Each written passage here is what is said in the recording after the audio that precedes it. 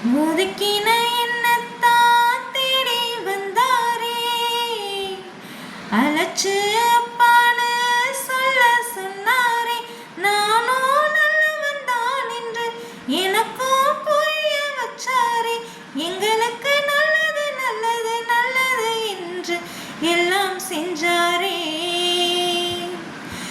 யாரும் மதிக்காத எங்களை மனசில் வச்சாரே.